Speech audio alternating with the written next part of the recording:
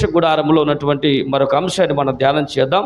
చూడండి ఒకసారి నిర్గమకాండము 38వ అధ్యాయం 8వ వచనాన్ని మరొకసారి మూలవాక్యంగా చదువుకుని కొద్ది నిమిషాలు ధ్యానం చేద్దాం. మరొక అంశాన్ని గురించి మనం మాట్లాడదాం. అక్కడ ఉన్నటువంటి మరొక ఉపకరణం గురించి మాట్లాడదాం. అతడు ప్రత్యక్ష గుడారము యొక్క ద్వారమున సేవింపవచ్చిన సేవకురాండ్ర అద్దములతో ఇత్తడి గంగాళమును దానికి ఇత్తడి పీటను చేశాను. దేవుడి మాటలు దీవించునుగాక. చిన్న ప్రార్థన సహాయం తీసుకుని లేఖన ధ్యానం చేద్దాం.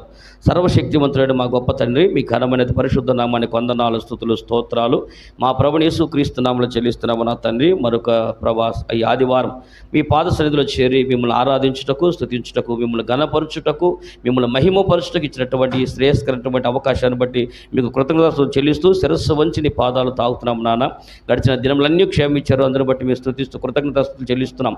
ఈ దినము కూడా నా ప్రభు, నా తండ్రి, ఇంతవరకు పాటల్లో ప్రార్థన ఆరాధనలు అన్నిటి సహాయం చేశారు. వాక్య లేఖనాన్ని వివరించబోతుండగా మరొకసారి నీ అగ్ని నా పెదవులపై వేసి నీ మాటలు పవిత్రమైన నీ మాటలు హృదయాంతరంగాలకు నా ప్రభువా విలునట్లుగా నా తండ్రి మీరు ఆత్మకార్యమును జరిగించుకొని మీరు మహిమ పొందుకుని మాకు ఆశీర్వాదం అనుగ్రహించమని యేసయ్య పరిశుద్ధ నామమున అడుగుతున్నాను మా పరలోకపు తండ్రి. ఆమేన్. ఆమేన్. మంచిది. చదవనటువంటి వాక్య భాగంలో నుంచి మరొక ఉపకరణం కనపడతా ఉంది. మనం ఏం చెప్పుకున్నాం? ప్రత్యక్ష గుడారం ఆవరణం లోపల ముఖ్యమైనటువంటి ఉపకరణాలు, ముఖ్యమైనవి పెద్ద ఉపకరణాలు రెండు ఉన్నాయి. ఒకటి బలిపీఠము, రెండోది ఇత్తడి గంగాళం. అయితే బలిపీఠం గురించి మాత్రం పదే వండగానే ఆ బలిపీఠం దగ్గర ఉన్న ఉపకరణాలు ఏవైతే ఉన్నాయో ఆ చిన్న ఉపకరణాలతో సహా మనం ధ్యానం చేసే కొండ కానీ, ముండ్ల పాత్ర కానీ ఇవన్నీ ధ్యానం చేస్తూ వచ్చాం. అలాగనే ఇత్తడి గంగాళం దగ్గరకు వచ్చేదరికల్లా ఉత్త గంగాళం గురించి కాదు కానీ అక్కడ అద్దములతో పొదిగించిన ఇత్తడి గంగాళం. తన సేవ చేయటటువంటి స్త్రీలు వాళ్ళు అద్దములతో ఇత్తడి గంగాళమును చేశారన్నారు. అనగా వాళ్ళు ఎంత త్యాగం చేశారో. కాబట్టి వాళ్ళకు ఉన్న వాడుకునేటువంటి అద్దాన్ని, ఆడవాళ్ళు అద్దం వదిలేటువంటి మామూలు విషయం కాదు, మహాత్యాగం అనుకోవాల్సిందే. కాబట్టి వాళ్ళు త్యాగపూరితంగా వాళ్ళు అద్దములతో ఇత్తడి గంగాళం చేశారు. పైగా అక్కడ ఏమని చెప్పాడంటే ఇత్తడి గంగాళమును దాని పీటను అని అన్నాడు. అంటే ఇప్పుడు అందరి దృష్టి దేని మీద ఉంటుంది? అందరి దృష్టి దేని మీద ఉంటుంది? ఇత్తడి గంగాళం మీదే ఉంటుంది. అవునా? ఇత్తడి గంగాళము అందులో పోసినటువంటి నీళ్లు మీదే ఉంటుంది. కానీ ఆ ఇత్తడి గంగాళానికి పీట ఎందుకు? ఇత్తడి గంగాళం ఉంది, ఇత్తడి గంగాళం చేయబడింది. ఇత్తడి గంగాళమును ఎత్తుకొచ్చి ఆ పని పెట్టి బలిపీఠానికి కింద పీట చేశారా? బలిపీఠం దగ్గర దేవుడు పెట్టినప్పుడు ఆ బలిపీఠం దగ్గర పీట ఏమని చేశారా? లేదు. కానీ తర్వాత ఈ ఉపకరణాలు ఏం చేశారు? ఆ చేసిన ఏ ఉపకరణాలు కూడా పీట చేసినటువంటి అవకాశం లేదు. ఏ పాత్ర పెట్టడానికి పీటలు చేయలే. పెట్టారా? మనం అక్కడ ఎంతమంది పాత్రలు చేసుకున్నాం, ఆ పాత్రలో దేనికన్నా పీటను చేశారా? వాటికి ఏటికి అవసరం లేదు కదా. కానీ ఇత్తడి గంగాళం దగ్గరకు వచ్చేసరికల్లా దానికి ఒక పీటను కూడా చేయండి అని అన్నాడు. ఇత్తడి గంగాళమును పీట కూడా చెయ్యండి అని చెప్పాడు. పీట దేనికి చేయమన్నాడు అంటే ఈ ఉపకరణం మన దృష్టి అంతా ఎలా ఉంటుందంటే దీని ఒకసారి నేను ఒక సందర్భంలో వాక్యం చెబుతూ మన లోకాసు వార్త 15వ అధ్యాయంలో ఒక ఉపమానం గురించి వాక్యం మాట్లాడుతూ సందర్భాన్ని ప్రస్తావన చేశా. ఆ ఉపమానం ఏమని ఉంటుంది? లోకాసు వార్త 15వ అధ్యాయం 13వ వచనంలో ఒక చిన్న ఉదాహరణ చెప్పడానికి ఆ ఉపమానం చెప్తాను మీకు. చెప్పండి ఒకసారి ఏమని రాసింది అక్కడ? 3వ వచనం.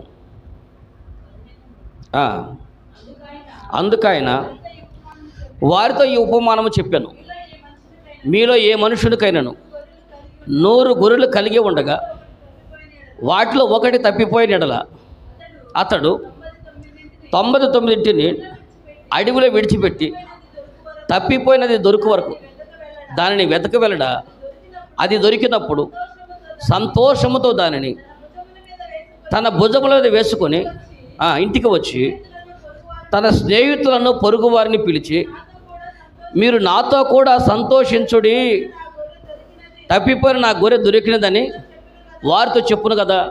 అటువలే మారు మనసు అక్కర్లేని 99 మంది నీతిమంతుల విషయమై కలుగు సంతోషము కంటే మారు మనసు పొందు ఒక్క పాపి విషయమై పరలోకమందు ఎక్కువ సంతోషము. ఈ ఉపమానము మనం చాలాసార్లు ధ్యానం చేస్తుండే కదా. ఈ ఉపమానం దేని గురించి చెప్పాడు చెప్పండి? క్లుప్తంగా మీకు అర్థమైంది అనుకున్నా. ఈ ఉపమానము దేని గురించి చెప్పాడు? మీకు ఏదో చెప్పండి. ఎవరి గురించి చెప్పాడు? దేని గురించి చెప్పాడు? ఉపమానంలో మారు మనసు గురించి చెప్పాడు. ఇంకా దేని గురించి చెప్పండి? తప్పిపోయిన గొర్రె. ఇంకా మీకు చెప్పండి. ఇప్పుడు ఈ ఉపమానం అనగానే దీన్ని హైలైట్ ఏం చేస్తారు? ఇప్పుడు శాంసన్ చరిత్ర చెప్పాలనుకోండి. శాంసన్ డెలీలా, ఆయన స్నేహం చేసినటువంటి వేరే తిమ్నాతు పట్ల ఒక స్త్రీ ఉంది, ఆమె పేరు పోయింది. ఏమంటే గాజాలో ఒక స్త్రీ ఉంది, ఆమె పేరు పోయింది. కానీ డెలీల్ అనేటువంటి పేరుతోనే శాంసన్ పేరు ప్రస్తావన చేస్తారు. శాంసన్ డెలీల్ అనే మాట వాడేస్తూ ఉంటారు. ఇలా ఈ ఉపమానం చెప్పేటప్పుడు కూడా ఏం చెప్తారు? తప్పిపోయినటువంటి తప్పిపోయిన కుమారుడు. ఒక తర్వాత ఉపమానం చెప్పాలనుకోండి, తప్పిపోయిన కుమారుడు గురించి టార్గెట్ చేస్తారు. ఇప్పుడు ఈ ఉపమానం గురించి చెప్పాలనుకోండి, దేవుడి ఉపమానం దేని గురించి చెప్పాడు అంటే తప్పిపోయిన గొర్రె గురించి చెప్పాడు అంటారు. మీరు జాగ్రత్తగా ఆలోచించి పరిశీలన చేసి చూడండి. దేవుడు తప్పిపోయిన గొర్రె గురించి చెప్పడానికి ఈ ఉపమానం చెప్పాడా? అప్పుడు అందరి దృష్టి ఎక్కడికి వెళ్ళింది? ఇప్పుడు అందరి దృష్టి తప్పిపోయిన గొర్రె గురించి వెళ్ళింది కదా.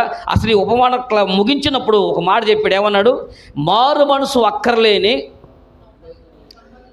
99 మంది నీతిమంతుల విషయమై కలుగు సంతోషము కంటే మారు మనసు పొందు ఒక పాపి విషయమై పరలోకమందు ఎక్కువ సంతోషము. ఇప్పుడు చెప్పండి, దేని గురించి చెప్పాడు? మళ్ళా మారు మనసేనా? అక్కడ ఒక విషయం మాట ఉంది, గమనించారా? మారు మనసు అక్కర్లేని 99 మంది నీతిమంతుల విషయమై కలుగు సంతోషం కంటే అన్నాడు. అవునా? నేను ఒక మాట అడుగుతా, మారు మనసు పొందినాక నీతిమంతులు అవుతారా? నీతిమంతులు మారు మనసు పొందాలా?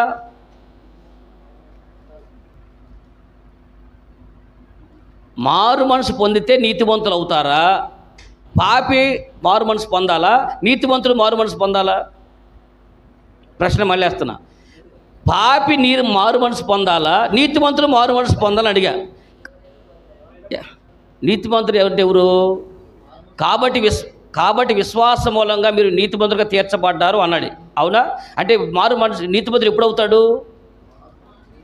విశ్వాసము ద్వారా మీరు నీతిమంతులు తీర్చబడ్డారు అన్నాడు రోమాపత్రిక 5వ అధ్యాయం 1వ వచనం. కాబట్టి విశ్వాస మూలంగా మీరు నీతిమంతులుగా తీర్చబడ్డారు అన్నాడు. అవునా కదా? ఇప్పుడు చెప్పండి, నీతిమంతులు అంటే ఎవరు? విశ్వాసించినటువంటి వాడు నీతిమంతుడు. ఇప్పుడు మారు మనసు పొందాల్సింది ఎవడు? నీతిమంతుడు అయితే మారు మనసు పొందితేనే వాడు నీతిమంతుడు అంటారు. అంతేగాని నీతిమంతుడు మళ్ళీ మారు మనసు ఎందుకు అంటున్నా? ఆరోగ్యవంతుడు హాస్పిటల్ తీసుకెళ్ళినట్టు ఉంటుంది. ఆరోగ్యవంతుడు హాస్పిటల్ తీసుకెళ్తే ఏమంటాడు? ఏమై రోగం వచ్చే హాస్పిటల్కి అంటారు. అంతే కదండి. కానీ దేవుడు అక్కడ మాట్లాడే మాటలో దేవుడు మారు మనసు అక్కర్లేని 99 మంది నీతిమంతులు అని వాడాడు. అంటే ఇప్పుడు మారు మనసు ఎవరు పొందాలని కోరుకుంటున్నాడు? నీతిమంతులకి ఎందుకు మారు మనసు అంటున్నా? పాపుని మారు మనసు పొందటం ఓకే, కానీ అక్కడ తప్పిపోయినటువంటి గొర్రె గురించి ఒక పాపి మారు మనసు పొందాలని కోరుకోవడం మంచిదే. కానీ అక్కడ దేవుడు ఏం చెప్పాడు? మారు మనసు అక్కర్లేని 99 మంది నీతిమంతులు అని అన్నాడు. అంటే నీతిమంతులు మారు మనసు అక్కర్లేదు అంటున్నారంట. వాళ్ళు ఎందుకు అంటున్నారంటే మేము ఆల్రెడీ నీతిమంతులు కాబట్టి మాకు మారు మనసు ఎందుకు అయ్యారు అంటున్నారు. కానీ దేవుడి కోరిక ఏంటి? నీతిమంతులు కూడా మారు మనసు పొందాలని కోరిక. అసలు ఈ వాక్యం చెప్పింది ఎవరి కోసం? ఆ అధ్యాయం మీరు మొదట స్టార్ట్ చేసినప్పుడు చూస్తే అసలు ఈ ఉపమానం ఎవరి కోసం చెప్పాడంటే యేసు ప్రభువు రోజు భోజనానికి పిలిచారు. ఆయన భోజనానికి వచ్చారు. ఆ భోజనానికి వచ్చే సందర్భంలో అక్కడ పరిసయ్యులు, సద్దుకయ్యులు, పండితులు చాలామంది బాగా ధర్మశాస్త్ర ఉపదేశాలు అందరూ కూర్చుని ఉండారండి. రాసి ఉందా? అప్పుడు యేసు ప్రభు వచ్చి ఏం చేశాడు? లోపలికి రావటం ఏడ కూర్చున్నాడు? ఎక్కడ కూర్చున్నాడండి? యేసు ప్రభు పాపుల దగ్గర కూర్చున్నాడు. సొంకర్లు, పాపులు, వడ్డీలకు ఇచ్చుకునేటువంటి వాళ్ళు, తాగుబోతు బ్యాచీలు మొత్తం ఒక పక్కన కూర్చుంటే యేసు ప్రభు వాళ్ళ పక్కన కూర్చున్నాడు. వీళ్ళకి మామూలుగా స్టమక్ బర్న్ అయ్యింది. ఎవరికి బర్న్ అయింది? పరిసయ్యులకి, శాస్త్రులకు బర్న్ అయింది. వాళ్ళు ఏమంటారు? వెంటనే ఇతడు పాపుల్ని చేర్చుకుని వారితో కూడా భోజనం చేస్తున్నాడని వాళ్ళు చాలా సనుగుకొని సాగిరి. అందుకు ఆయన వారితో ఈ ఉపమానము ఎందుకు చెప్పాడు చెప్పండి? ఇప్పుడు వాళ్ళ కోసం చెప్పాడు. అది మేము నీతిమంతులని డిసైడ్ అయిపోయి మాకంతా తెలుసు, మాకు తెలియదు ఏముంది, మాకు ధర్మశాస్త్రం కొట్టిన పిండి అని చెప్పి బాగా డిసైడ్ అయిపోయి ధర్మశాస్త్రం పాటిస్తున్నటువంటి వాళ్ళ విషయంలో దేవుడు అందుకని అంటాడు 99 మంది నీతిమంతుల విషయం మారు మనసు అక్కర్లేని వాళ్ళంట. అంటే దేవుడు కోరిక ఏంటంటే వాళ్ళు మారు మనసు ఎందుకు పొందాలో ఆ ఉపమానం చెప్తాను. అందరి దృష్టి గొర్రె మీదకి దృష్టి మళ్ళీది, కానీ 99 అసలు బాధపడుతున్న 99 మంది. దేవుడు ఈ 99 మంది గురించి బాధపడుతున్నాడు. ఎందుకని? మీరు ఆ ఉపమానం శ్రద్ధగా ఆలోచన చేస్తే ఒక చిన్న విషయం గుర్తు చేస్తా. 99 గొర్రెలను ఎక్కడ విడిచిపెట్టాడు? అక్కడ రాసి ఉందా? అడవిలో విడిచిపెట్టి ఒంటరైన దాని కొరకు వెళ్ళడా అని రాసిందండి. ఇప్పుడు చెప్పండి, 99 మంది గొర్రెలు ఎక్కడున్నాయి? అడవిలో ఉన్నాయి. ఇప్పుడు అడవిలో ఉన్నటువంటి ఈ మందకి కాపర ఉన్నట్ట లేనట్ట? అంటే కాపర లేని మంద, కాపరతో పని లేని మంద. అర్థమైంది మీకు? ఇప్పుడు ఒంటరిగా దానికోసం వెళ్తున్నప్పుడు లేవనాలి, మమ్మల్ని అడవిలో విడిచిపెట్టావు, అయ్యా ఈ కాపరి మమ్మల్ని ఇక్కడ అడవిలో వదిలిపెట్టి వెళ్ళిపోతే క్రూర మృగాలు వస్తాయి, మా బతికేంటి, ఒక్కదానికోసం వెళ్తున్నావు, మరి మా సంగతి ఏంటని అడగాలి. కానీ 9 మంది ఎవరు వెళ్తా, కాపరి మనకు ఉంటే వెళ్తా. ఏమంది మంద? మీకు అర్థమైంది మ్యాటర్ ఏంటో? దేవుడు కాపర్లేని ఆ మంద విషయంలో అధికంగా బాధపడుతున్నాడు. కాబట్టి అది చాలా పెద్ద విశేషమైన అంశం. అట్టని ఆ గొర్రె విషయం ఈ ఉపమానంలో దేవుడు టార్గెట్ చేసిన అందరి దృష్టి ఏమో గొర్రె మీదకి మళ్ళింది. కానీ దేవుడు మెయిన్ చెప్పాలనుకున్నది ఈ 99 మంది మంద గురించి మాట్లాడాలని దేవుడు ఉద్దేశించాడు. అర్థమైంది మీకు? కానీ మనకు అట్లాగునే లేఖనములో దేవుడు ఇక్కడ ఇప్పుడు మీరు అనాలి అంటే గంగాళం గురించి చెప్తామన్న దృష్టి ఉంటుంది, కానీ ఆ గంగాళమును మోస్తున్నటువంటి పీట మీద దృష్టి పెద్దగా ఇప్పుడు పెడదాం. మీకు అర్థమైందా? మనకు అందుకని ఇత్తడి గంగాళమును చేయమని అనుకోకుండా ఇత్తడి గంగాళమును దాని పీటను కూడా చేయమని అన్నాడు. గత కాలంలో మనం గంగాళం గురించి మాట్లాడాం. నీరును మోసుకొచ్చేటువంటి గంగాళం ఎవండి, వాక్యమును మోసుకొచ్చేటువంటి గంగాళం ఎవరో మనం నేర్చుకున్నాం. ఎవరు? మన ప్రభు అయిన యేసువారు. అయితే యేసుక్రీస్తు ప్రభువారు అనేటువంటి ఆ గంగాళకు పోలికగా ఉన్నటువంటి ఆయన మరి ఈ పీట దేనికి పోలికగా ఉండాలి? ఇప్పుడు నేను మీ ఇంటికి వాక్యం చెప్పి పాస్టర్ గారు ప్రార్థన చేద్దరు రండి అని పిలిచారు, నేను వచ్చాను, అయ్యగారు వచ్చాడు సాపేయండి అన్నారు అనుకోండి, అరే ఆ కుర్చీలు అవి తీసేసి అయ్యగారు వచ్చారు సాపే అన్నారు అనుకోండి, నేనేం చేయాలా? అరే సాపు కాదు, సాపు లేదు అక్కండి, సరే ఆ పేట ఇటీ అని అన్నారు అనుకోండి, పాస్టర్ గారు పేటేసి కూర్చోబెడతారా? పేట గురించి మన చిన్నతనంలో ఒక సామెత ఉండేది, గుర్తుందా? మన చిన్న వయసులో ఉన్నప్పుడు పీటను గుర్చేటప్పుడు ఒక సామెత చెప్పేవాళ్ళు. ఏమా ఎవరో ఒక ఆమె పెళ్ళికి వెళ్తా, నాకు అమ్మ నీ పట్టు చీర ఇవ్వ పెళ్ళికి వెళ్తానంటే పట్టు చీర ఇచ్చి పీట ఎమ్మడబడి తిరుగుతున్నా ఉందంట. గుర్తుందా మీకు? పట్టు చీర ఇచ్చినమ్మ పీట ఎమ్మడబడి తిరుగుతూ ఉందంట. ఎందుకంటే పట్టు చీర ఇచ్చి వెళ్ళింది, ఆమె ఏడ కింద ఆమె కూర్చోపోయినప్పుడు పీట ఎత్తుందంట ఆ వెళ్ళి. ఎందుకని? ఇప్పుడు ఏం చీర ఏమదు కదా, అందుకని పట్టు చీర ఇచ్చిన పేట ఎండేసి తిరిగిందని ఆమె ఏడకెళ్తే ఆడికి వెళ్తుంది, బాగా ఇచ్చింది మెలకొనుకోళ్ళు, ఆమె కింద కూర్చోపోతారు గబక్కన పేట వేస్తుందంట. అమ్మ దీని మీద కూర్చోమా అంటే పట్టు చీర నాదని అర్థందా అని ఒక సామెత ఉండేది. ఇప్పుడు పేట అనేటువంటి పదం రాగానే మనకు ఒక విషయం అర్థం అవ్వాలి, అది దీన స్వభావాన్ని నేర్పిస్తూ ఉంది. ఏంటది? పేట అనేటువంటిది ఒక దీనత్వాన్ని నేర్పిస్తూ ఉంది. పేట అనేటువంటిది భారాన్ని భరించేదిగా కనపడతా ఉంది. పేట అనేటువంటిది మీకు ఇంకా చెప్పాలంటే అది ఉపదేశము నేర్చుకునేదిగా కనపడతా ఉంది. అర్థం కాల? పేట మీద కూర్చున్నటువంటి వాళ్ళు ఎక్కడ కూర్చుంటారు? ఇప్పుడు బైబిల్ గ్రంథంలో దేవుడు ఒక మాట అంటాడు, మీరు ఎక్కడికైనా వెళ్ళినప్పుడు అగ్రపీఠములను మీద మీరు కూర్చోబాకండి అని అంటాడు. ఏ పీట మీద కూర్చోకూడదు? అగ్రపీఠ మీద కూర్చోవద్దు అన్నాడు. అంటే ఏ పీట మీద కూర్చోవాలి? ఒకటి అగ్రపీఠం ఉందంటే రెండో పీట ఏది? పేట వేసుకుని ఎప్పుడైతే పేట అనేది ఏది మామూలుగా మన పల్లెటూరులో బాగా ఈ సంస్కృతి బాగా ఉంటుంది, టౌన్లో కంటే పల్లెటూరులో బాగుంటుంది. ఎందుకంటే టౌన్లో అంటే ఇయ్యాల రేపు మనం అందరం సమానమే, ఏ మాత్రం భేదాలు అనుకుంటా మనమే కల్చర్ మనం డెవలప్ చేసేసుకుంటూ ఉంటాం. కానీ పూర్వకాలంలో స్త్రీలు అనేటువంటి వారు పురుషులు అనేటువంటి వారు కుర్చీలో కూర్చుంటే స్త్రీలు అనేటువంటి వాడు కింద పీటల మీద కూర్చునేవాడు, పేట వేసుకుని కూర్చునేవాళ్ళు. అంటే కింద కూర్చోవడం కాకుండా ఒక పేటలో కొన్ని మేము పేట మీద కూర్చుంటారు అంటూ ఉండేవాళ్ళు అనమాట. పేట అనేటువంటి దాని గురించినటువంటి విషయంలో అది ఒక దీన స్వభావాన్ని తెలియజేస్తూ ఉంది, అది ఒక మోసేదిగా తెలియజేస్తూ ఉంది, భారమును భరించేదిగా తెలియజేస్తూ ఉంది. ఇంకా మీకు చెప్పాలంటే ఒకసారి యేసుక్రీస్తు దీని బైబిల్ వాక్యంలో ఒక సందర్భాన్ని గుర్తు చేస్తా. రెండవ రాజుల గ్రంథంలో ఒకసారి షునేమీరు అనేటువంటి ఒక స్త్రీ ఉంటుంది. ఆమె తన ఇంటికి వచ్చినటువంటి సేవకుడి కోసము ఏం ఏర్పాటు చేసింది మీరు చూడండి ఒకసారి. రాజుల 2వ గ్రంథము 4వ అధ్యాయం 10వ వచనాన్ని మీరు చూస్తే ఏముంది చెప్పండి అక్కడ. కావున మనము అతనికి గోడ మీద ఒక చిన్న గది కట్టించి అందులో అతని కొరకు మంచము, బల్ల, పీట, దీపస్తంభమును ఉంచుదుము. చూడండి, మన ఇంటికి వస్తూ పోతున్నటువంటి ఈ దైవజనుడు చూస్తే మంచి భక్తిపరుడులాగా ఉన్నాడు అయ్యా నాకు అని ఏమంటే షునేమీరు అనేటువంటి ఒక స్త్రీ ఉంది, ఆ షునేమీ పట్టణస్తురాలు.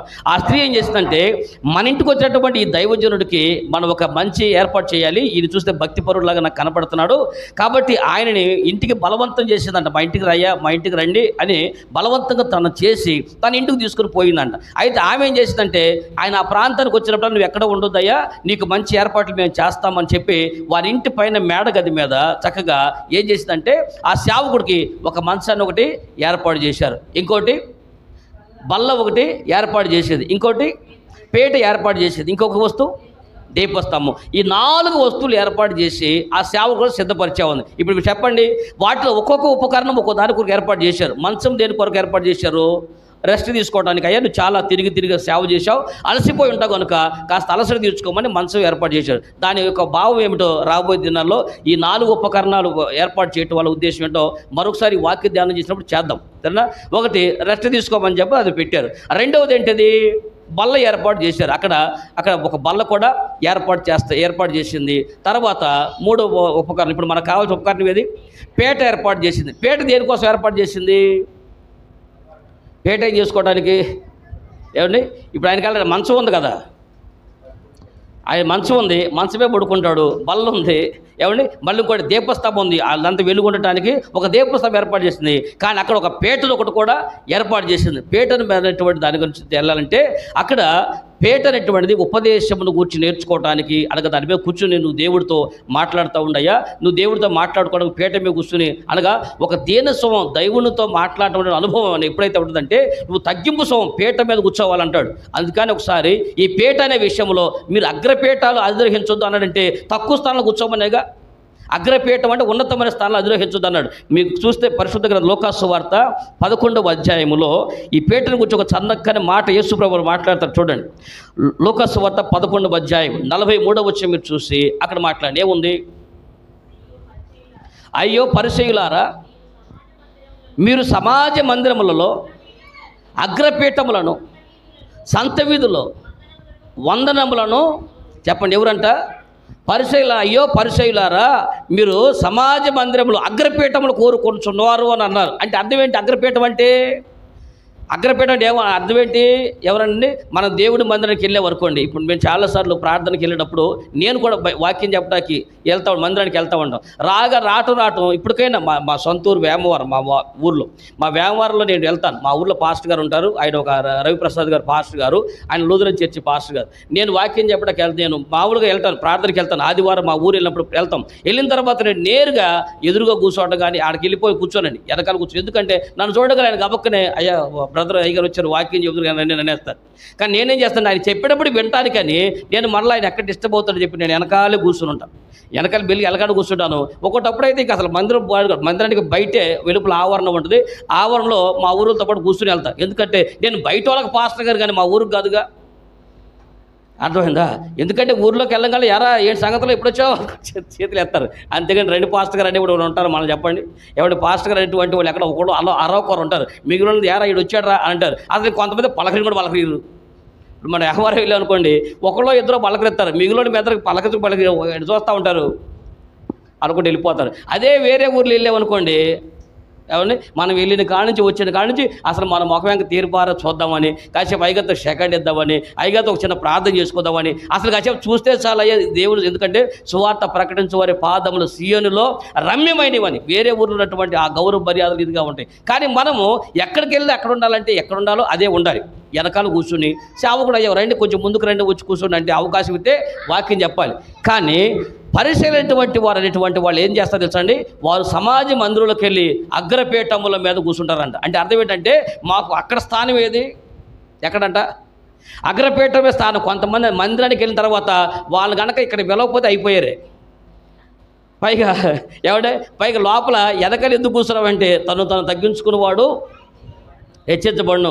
తను ఈ వాక్యం కూడా చెప్తూ ఉంటాడు. ఏమండి యేసు ప్రభువు ఉపాధి చెప్పేటప్పుడు ఇక్కడ మనకు లోకాసు వార్త ఆ మాట కూడా చూడండి ఒకసారి. లోకాసు వార్త 14వ అధ్యాయం 7వ వచనం చూస్తే ఇదే పీఠాల గురించి మరొకసారి మాట్లాడతాడు.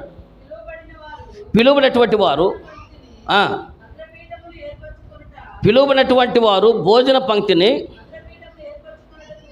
అగ్రపీఠములు ఏర్పరచుకున్నట్టు చూచి ఆయన వారితో ఉపమానం చెప్పాను. నిన్ను ఎవడైనాను ఎక్కడికి పెండ్లి మీదకు నిన్ను పిలిచినప్పుడు వెళ్ళి స్టేజీ మీద కూర్చుని అగ్రపీఠ మీద కూర్చుండవద్దు. ఒకవేళ నీకంటే గనుడు అతని చేత పిలువబడగా మిమ్మల్ని అతను పిలిచిన వాడు వచ్చి ఇతనికి చోటెమ్మ నీతో చెప్పును. అప్పుడు నువ్వు సిగ్గుపడి కడపడి చోటున కూర్చుండా రైట్, మీ తలలో పైకి ఎత్తుకొని చెప్తాను. ఇప్పుడు ఈ పీఠమును గురించినటువంటి విశేషమైన మాట ఏంటంటే, దేవుడు ఒకసారి పరిశీలన గురించి మాట్లాడి చెప్పారు లోకాసు వార్తలోని. ఏమని? పరిశీలనటువంటి వారు అగ్రపీఠాలు అధిరోహిస్తూ ఉంటారు, వాళ్ళు అగ్రపీఠాలు కోరుకుంటూ ఉంటారు అని చెప్పారు. అవునండి. అయితే అగ్రపీఠము అని అనగా మనం అది అహంకారపూర్వకమైనటువంటి స్వభావం అండి. దేవుని మందిరంలోకి వెళ్ళినప్పుడు అహంకార స్వభావం రాకూడదండి. అర్థం కదా? దేవుని మందిరానికి పోయినప్పుడు నేను ఎలాగుండాలి, నేను ఎలాగుండాలి, నాకు బోధించేవాడు ఎవడు లేడు, నాకు చెప్పాడు ఎవడు లేడు, మన చెప్పడం తప్ప ఎంటనేటువంటి అలవాటు మన ఎంట వంటలు మన ఇంటి వెనకాల మా అవ్వమ్మకు కూడా లేదని ఇలాంటి పద్ధతి పోకడం అనేటువంటిది ఎంత. పైగా ఇక పరిశైలు అంట. ఎవరి గురించి మాట్లాడుతున్నాడు? పరిశైలు అనేటువంటి వారు అగ్రపీఠాల మీద కూర్చొని ఎదురు చూస్తున్నారు అని అన్నాడు. పరిశైలు అంటే ఆల్రెడీ బాగా చదువుకున్నటువంటి వాడు, అర్థగల ధర్మశాస్త్ర విషయం అందు నిష్ట కలిగినటువంటి వారు, ధర్మశాస్త్రం బాగా తెలిసినటువంటి వారు, బాగా బోధించగలిగినటువంటి వారు, అంత స్థాయిలో ఉన్నవాళ్ళు కూడా దేవుడు అంటాడు వారు అగ్రపీఠాలు ఆగ్రహిస్తున్నారు అని అన్నారు. అంటే ఎంతో చదువుకున్నాడు కూడా వాళ్ళు ఎంతసేపు మందిరంకి వెళ్ళిన కానించి వాళ్ళ లెవెల్ పోతున్నారు తప్ప ఒక దీన స్వభావంగా మాత్రం వాళ్ళ ఉద్దేశాలు లేవు. నేర్చుకోవాలనే ఉద్దేశం లేదు అసలు మనకు అత తెలిసిందంటే ఇక మనం తెలుసుకోవడం ఏముందిగా మనది. ఎందుకంటే అందుకని పౌలు అంటాడు, ఒకడు తనకు అన్నీ తెలుసు అనుకునేలా అట్టి వాడికి నేర్పుటకు నా దగ్గర ఏమియో ఎవడు నాకు తెలియదంటే వాక్యం నేర్పుతా, నాకు అన్నీ తెలిసినట్టు వాడికి బోధిస్తాకు ఏమిటో చెప్పండి, నాకు అంతా తెలుసు అన్నటువంటి మాట్లాడేవాడికి కానీ మనం ఏం బోధిస్తావు వాడికి అంటున్నా. ఇప్పుడు దేవుడి మందిరికి వెళ్ళిన కాడ నుంచి నేను ఏదో ఒకటి నేర్చుకోవాలి, ఏదో ఒక ఉపదేశం వినాలి అని మనసు కలిగినటువంటి వాడికి దేవుడు నేర్పుతాడు. అలాంటి మనసున్న వాడికి దేవుడు బోధిస్తాడు. అంతే తప్ప నాకు అన్నీ తెలుసు అన్నటువంటి వాడికి దేవుడు ఏవి కూడా అగ్రపీఠాలు మాత్రం పరిశీలు అగ్రపీఠమే కూర్చున్నారు. అలాగే యేసు ప్రభువు లోకాసు వార్త 14వ అధ్యాయంలో కూడా ఒక విందుకు వెళ్ళినప్పుడు దేవుడు చూశాడంట. చూసినటువంటి వచ్చిన వాళ్ళందరూ ఎక్కడ కూర్చున్నారంట? వివాహం జరుగుతూ ఉంది, విందు జరుగుతూ ఉంది. వచ్చిన వాళ్ళందరూ ఏది ఎక్స్పెక్ట్ చేస్తున్నారు? పతోడు నన్ను పైకి పిలవాలని ఎక్స్పెక్ట్ చేస్తున్నాడు. అప్పుడు అంటారు, అయ్యా వాళ్ళందరూ చూసి ఆయన వారికి ఉపమానము చెప్పాను. నన్ను ఒకసారి ఒక సెమీ క్రిస్మస్కి పిలిచారండి. ఒకసారి కాదు చాలాసార్లు పిలుస్తూ ఉంటారు కదండి. ఒక సెమీ క్రిస్మస్కి పిలిచారండి. వాక్యం పిలుస్తూ ఉండగానే నేను వచ్చి వాక్యం చెప్తున్నాను. అయ్యా రవీంద్రబాబు గారు వాక్యం చెప్తారు అని చెప్పేసి అన్నాడండి. అనగానే వాక్యం చెప్పడానికని ఇక రెడీ అయిపోయారండి. ఈ లోపుని ఎమ్మెల్యే గారు వస్తున్నారు. సెమీ క్రిస్మస్కి వస్తున్నాడు. ఇకనే ఒకటే ఇక్కడ ఉన్నటువంటి వాళ్ళు పాస్టర్ గారు అంగీ చేసుకున్నటువంటి మా పాస్టర్ గారు ఎగిరిపోయాడు, ఇటు పక్కన సంఘ పెద్దలు ఎగిరిపోయారు, నన్ను పిలిచిన యవనస్తులు ఎగిరిపోయారు, అందరూ కూడా అనుకుంటా అందరూ వెళ్ళిపోయారు. నేను ఇప్పుడు ఎవరికి వాక్యం చెప్పాలా? మీరు అర్థమైంది మీకు? ఒక పక్క దేవుని యొక్క సేవకుడు ఉపదేశం చేస్తూ ఉంటే నేను అనుకున్నాను, దేవుని సేవకుడు ఉపదేశం చేస్తూ ఉంటే ఆల్రెడీ ఉపదేశానికి ఇచ్చావు, ఇప్పుడు ఎమ్మెల్యే గారు అవుతాడు, ఏంటి రాలేడా? మీ ఊరు తెలుసు కదా, ఊరు తెలిసి ఉండగా ఫోన్ ఆయన ఊరు దారి చూపితే ఒకటి వెళ్ళండి, రాను పో అంటాడా? నువ్వు ఒకటి వెళ్ళి దారి, అయ్యా నాకు వాక్యం జరుగుతుంది, వాక్యం అయిపోయిన తర్వాత మీరు అక్కడ కూర్చోండి, వాక్యం అయిపోయిన తర్వాత మేము అక్కడ పిలుస్తాము, దమ్ముంటే చెప్పండి. ఎవరికి విలువాలా? నీ సేవకులకి, నీ అభిషేక్తులకి, దేవునికి అభిషేకం జరుగుతున్నటువంటి ఒక వాక్యం జరుగుతున్నప్పుడు వాళ్ళకి విలువ ఇవ్వకుండా నేను ఎవడు చేయమన్నాడు? సెమీ క్రిస్మస్ ఎవడు చేసుకోమన్నాడు? ఎవరికి విలుస్తున్నావు? దేవుని యొక్క వాక్యానికి, దేవుడి మాట విలువకుండా అడ్డగోలు వేషాలు వేసేటువంటి రాజకీయ నాయకులకి వాడికి విలువ ఇచ్చేసేది నువ్వు చేయాలా? ఎవరికి ఎక్కడ విలువలు అక్కడ ఇవ్వాలి. దేవుని యొక్క వాక్యం జరుగుతున్నప్పుడు వాక్యాన్ని వెనుకోకుండా అడ్డగోలు బతుకు పరిగెత్తకుండా పోతూ ఉంటే మరి దేవుడి యొక్క వాక్యం ఎవరు ఉపదేశిస్తుంది? అంటే దేవుడి వాక్యం పాస్టర్ గారు కాదు, అంటే రేపు యేసు ప్రభు చెప్పినా కూడా అంత లేకుండా పోతారుగా. అర్థమవుతుందా? అంటే దాన్ని బట్టి నాకు అర్థమైన నీతి ఏంటంటే, పాస్టర్ గారుల కంటే రాజకీయ నాయకులు ఎందుకు విలువిస్తారంటే, పాస్టర్ గారులు వాక్యం చెప్పడం కంటే కానుక తీసుకుంటాం, రాజకీయ నాయకుడు వచ్చి 2 మీటింగ్ చెప్పి డబ్బులు ఇచ్చేస్తాడు. ఎవడు గొప్ప వాళ్ళకి? మీకు అర్థమైంది మ్యాటర్ ఏంటో? ఏమండి, ఒకవేళ మనం కూర్చున్నప్పుడు కనుక సీటులు ఖాళీ లేవు అనుకోండి, నాకు వచ్చిన కానీ అదొక టెన్షన్ ఉండదు, నన్ను ఎక్కడ లేకపోమంటాడు నన్ను. అందుకని అలాంటి మీటింగ్స్ కనీసం సెమీ క్రిస్మస్కి వెళ్ళడానికి చాలా తక్కువ ప్రయారిటీ ఇస్తాను. ఒకవేళ పిలిచినా వాళ్ళ ముందే అడుగుతా, బాబు మీరు రాజకీయ నాయకులు ఏమైనా పిలుస్తున్నారా అని అడుగుతా. ఎందుకంటే అక్కడ మనకు గ్యారెంటీగా పీట ఉండదు. పైన కూర్చోగానే అలా అడావుడి తప్ప మనల్ని కాసేపు వాక్యం చెప్పడం, దేవుడు వాక్యం మొదలు పెట్టడం ఆలస్యం. సార్ వచ్చి టైం అయిందండి అంట అని వాక్యాన్ని ఆపేస్తారు. ఒకవేళ సీట్లో కూర్చున్నప్పుడు వచ్చేటువంటి నాయకులు ఎమ్మెల్యే గారు, ఎంపీ గారు, జెడ్పీటీసీ చైర్మన్ గారు వీళ్ళందరూ వచ్చారనుకోండి, 5-6 టాప్ లీడర్స్ వచ్చారనుకోండి, పైన కుర్చీలు 5 కుర్చీలు ఉన్నాయి అనుకోండి, ఇప్పుడు ఎవరు లేపుతారు చెప్పండి? అర్థమైందా? అయ్యా మనం దీనత్వం రావాలి పాస్టర్ గారు, మనకే దీనత్వం లేకపోతే ఎలా పాస్టర్ గారిని మనం లేపేస్తారు. యేసు అగ్రపీఠములు అధిరోహించేటువంటి వారిని చూసి కొంతమంది రాజకీయ నాయకులు నేను చూశాను, దేవుని యొక్క వాక్యం మనం చెప్తున్నప్పుడు వాళ్ళు డిస్టర్బ్ చేయకోకుండా వాళ్ళు ముందే చెప్పారు, వాళ్ళు వచ్చేసారు. వచ్చిన తర్వాత వీళ్ళు అడావుడి చేస్తున్నారు. నేను పేర్లు చెప్తే సిగ్గుతో చచ్చిపోతారని చెప్పి మళ్ళీ అందుకని చెప్పడం వాళ్ళ పేర్లు చెప్పట్లేదు ఇక్కడ. అర్థమైందా? ఆ రాజకీయ నాయకులు వచ్చినప్పుడు ఏమండి వాళ్ళందరూ అడావుడి చేసి ఆపద్దామని చెప్పేసి వీళ్ళు ఎదురు చూస్తే ఆ రాజకీయ నాయకుడు ఆయన ఏమన్నా తెలుసా, ఆయన వాక్యం అయిపోయిందాక ఆ పక్కన కూర్చున్నాడండి. అర్థమైంది మీకు? నేను ఒక వాక్యం చెప్తుంటే ఆయన కూర్చుని ఆయన డిస్టర్బ్ చేయొద్దని చెప్పి ఎదురుగా కూర్చుని ఆయన వాక్యం అయిన తర్వాత స్టేజ్ మీదకి వచ్చాడు. అర్థం కదా? ఇంకా చెప్పాలంటే నేను ఒక సందర్భంలో కృష్ణా జిల్లాలో ఒక పెళ్లికి వాక్యం చెప్పడానికి వెళ్ళా. పెళ్లి కొడుకు పిలిచినటువంటి రాజకీయ నాయకుడు పేర్ని నాని గారు ఆయన మినిస్టర్ అనమాట. ఆయన వచ్చాడు ఆ పెళ్లికి. నేను వాక్యం చెప్పినని చెప్పి ఆయన ఇంత గలాట కూడా జరగనీయలేదండి జనాలు. నేను నోటిన వాళ్ళు మాట్లాడలే. ఆయన పక్కన పేరు నాని గారు మినిస్టర్గా ఉన్నటువంటి ఆయన పక్కన మాట్లాడే వాళ్ళు అరవకుండా కూర్చోబెట్టి ఆయన వచ్చి వాక్యం అంతా విన్న తర్వాత నేను చెప్పిన ప్రతి వాక్యం రిపీట్ చేశాడు. దేవుడి స్తోత్రం కలుగును గాక. అది వచ్చి పెళ్లిలో వాక్యం చెబుతాడు. బుద్ధాలపాలెం దగ్గర ఊరండి. పెళ్లిలో వాక్యం చెబుతూ ఉంటే ఆయన మొత్తం వాక్యం అని ఇన్ని అయిపోయిన దాకా కదిలించుకోకుండా ఇప్పుడు ఆయన ఏమైంది, ఆయన చెప్పారండి గ్రీటింగ్స్. ఒక మినిస్టర్ గారు వచ్చినప్పుడు గబక్కని నేను నాపమని చెప్పొచ్చు. కానీ విచిత్రం తెలుసండి, నన్ను పిలిచేటప్పుడు ఆ పాస్టర్ గారు ప్రేమరాజు గారు, బుద్ధాలపాలెం పాస్టర్ గారు, చాలా చిన్న కుర్రోడు. అర్థం కదా? చిన్న కుర్రోడే. కానీ మినిస్టర్ గారు వస్తున్నారని చెప్పి నా ప్రసంగాన్ని ఆపిల్ ఆయన ఒకటే చెప్పాడు, అన్న మీరు ప్రసంగం చేయండి, మినిస్టర్ గారు వస్తే కూర్చుంటాడు అన్నాడు. దేవుడి స్తోత్రం. మినిస్టర్ గారు కూర్చుంటారు అన్నాడు. ఎందుకంటే ఆయన మనసు నాకు తెలుసు, ఆయన డిస్టర్బ్ చేయడం అన్నాడు. అలాగే పేరు నాని గారు వచ్చారు, అలా కూర్చున్నారు. వాక్యం అయిపోయిన తర్వాత మరలా వాక్యాన్ని రిపీట్ చేసి పాస్టర్ గారు మేము చెప్పడానికి ఏమి లేదయ్యా, మేమేం చెబుతాం, వచ్చి మీరు సుఖంగా ఉన్నట్టు సంతోషంగా ఉండని చెబుతాము, మంచిగా కాపురం ఎట్ట చేసుకోవాలో కుటుంబం ఎట్ట నడుపుకోవాలో దేవుడు వాక్యం సేవకులు మంచి మాట చెప్పారు, ఆ మాట వినండి అన్నాడు. మీరు చూడండి. కాబట్టి మాట ఏంటంటే అదే ఉపమానం చెప్పంటాడు, మీరు అగ్రపీఠంలో మీరు వెళ్ళబాకండి. ఎందుకంటే ఒకవేళ మీరు అగ్రపీఠం మీద మీరు ముందే కూర్చున్నారు మీకంటే గరుడు అనేటువంటి వస్తే మిమ్మల్ని అక్కడి నుంచి కిందకి వెళ్ళి పక్కన కూర్చోడం అన్నారంటే సిగ్గుతో చచ్చిపోతారు. అందుకని ఒకేలాదే మీరు వెనక కూర్చున్నారు అనుకోండి, మిమ్మల్ని చూసి అయ్యా నువ్వేంటయ్యా ఎడ కూర్చున్నావేంటయ్యా, నువ్వు నా ఇంటికి ఇంపార్టెంట్ అయ్యా, రా వచ్చి పైన కూర్చుంటే అప్పుడు మీ ఘనత వచ్చింది అని చెప్పి ఉపమాన చివరిలో ఒక మాట చెప్తాడు. ఇదే ఉపమానం అయిపోయేటప్పుడు అంటాడు 11వ వచనం చూడండి ఒకసారి. లూకా సువార్త 14వ అధ్యాయం 11వ వచనం చూస్తే ఏమన్నా చెప్పండి. తన్ను తాను హెచ్చించుకుని వాడు ప్రతివాడు తగ్గించబడును, తను తగ్గించుకొని వాడు తలలో పైకి ఎత్తుకొనిడి. ఇప్పుడు దీన్ని బట్టి మీకు ఏమర్థమైంది చెప్పండి. ఈ వాక్యం బాగా తెలుసు కదండి మనందరూ కూడా. ఎచ్చులు పోయావంటే వెళ్ళి రొచ్చులో, అదనమాట. ఎచ్చులు పోయిన పొత్తుడు పోయి రొచ్చులో పడతాడు. అర్థమైందా? ఎంత తగ్గించుకుంటా ఉంటే అంత హెచ్చించబడతాము. అర్థవుతుందా? అంటే ఇంకో మాట చెబుతున్నా, హెచ్చించబడాలి కాబట్టి తగ్గించుకోకూడదు. మళ్ళీ ఈ మాట క్యాచ్ చేయండి. ఓహో నేను తగ్గించుకొని జనాల ముందు కనపడతామని ఇచ్చేచ్చారు కాదు కండి. మన హృదయాంతరంగంలో నాది ఈ పీట లాంటి వాడిని, నేను ఎప్పుడు నేర్చుకోవాల్సినటువంటి వాడిని, నా బ్రతుకంతా కూడా ఇలాగ నేను కూర్చొని ప్రభు పాదాల దగ్గర నేను నేర్చుకోవాల్సినటువంటి ఒక దేన స్వభావం మనకి ఎప్పుడైతే వస్తుందో ఒకరోజు నేను అత్యధికంగా దేవుడు ఆశీర్వదిస్తాడు, అత్యధికంగా నేను దీవిస్తూ ఉంటాడు. ఏ జనాల మధ్య నువ్వు చులకం చేయబడ్డావో అదే జనాల మధ్య దేవుడు ఉన్నత స్థానాన్ని తీసుకుని వెళ్తాడు. అందుకని అంటాడు ఇక్కడ ప్రత్యక్ష గుడారంలో ఈ పీట ఎక్కడ వేయబడింది? ప్రత్యక్ష కూడా ఈ పీట వేసాడు కదండి. బలిపీఠం దగ్గర బలిపీఠం దాటిన తర్వాత ఈ పీట వచ్చింది కదా, ఈ పీట మీద గంగాళం ఉంది కదా. ఈ పీట దేనికి ముందు ఉందో చెప్పండి.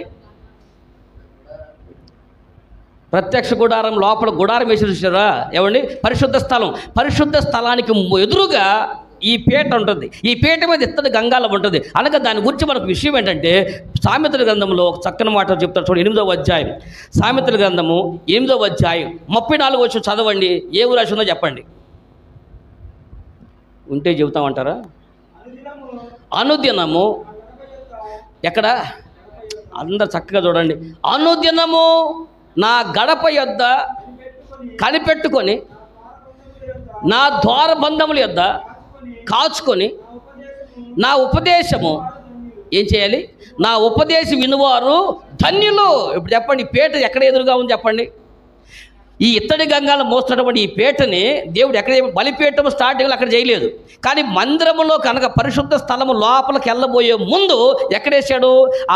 ఇంకొక గేట్ వచ్చింది. ఇక ఇక ద్వారం వచ్చింది అనగా పరిశుద్ధ స్థలము లోపలికి వెళ్ళబోయే ముందు ఉన్నటువంటి ద్వారము దగ్గర ఈ పీట పెట్టి ఆ పీట మీద ఇత్తడి గంగాళం పెట్టారండి. ఇప్పుడు మీరు చెప్పండి, ఏమి నేర్పుతుంది? నీవు నా గడప ఎదురుగా కూర్చో. ఎక్కడ? నా గడప ఎదురుగా కూర్చో, నా ఉపదేశమును గ్రహించు, విను అని అన్నాడు. ఎందుకంటే ఈ పీట ఏ గంగాలను అయితే మోస్తుందో ఆ గంగాలకు సూచన యేసు ప్రభు కూడా ఒక మాట చెప్పాడు, నేను తండ్రి యొద్ద ఏది నేర్చుకున్నానో అది నేను మీకు ఉపదేశిస్తున్నాను అని అన్నాడు. దేవుని స్తోత్రం కలుగును గాక. ఏమంటే దేవుడు నేర్చుకోవాలి చెప్పండి. యేసు ప్రభు వారు నేర్చుకోవాలా?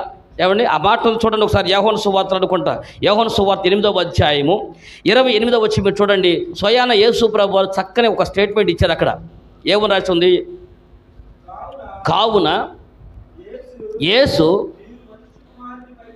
మీరు మనుష్య కుమారుని పైకెత్తినప్పుడు నేనే ఆయననని నా అంతటా నేనే ఏమీ చేయక తండ్రి నాకు నేర్పినట్టు ఈ సంగతులు మాట్లాడుచున్నాననియో మీరు గ్రహించేదరు. ఇప్పుడు మీ తలలో పైకెత్తుకొనుడి. ఇప్పుడు చెప్పండి, యేసు ప్రభు ఏమన్నారు? నేను తండ్రి యొద్ద నేర్చుకున్నది ఏదైతే ఉందో అది మీకు నేను మీకు బోధిస్తూ వచ్చాను అని అన్నాడు. చెప్పండి, అసలు యేసు ప్రభు అంటేనే సూపర్ న్యాచురల్ పవర్, దైవత్వంలో ఒక వ్యక్తి. అవునా?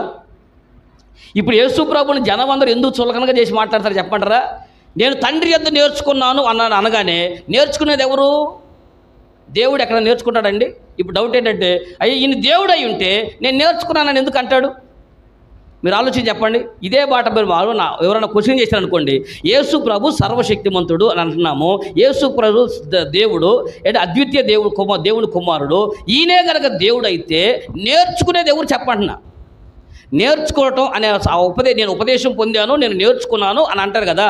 దేవుడు ఎప్పుడన్నా నేను నేర్చుకున్నాను అంటారా? దేవుడికి ఎవరు నేర్పుతారండి?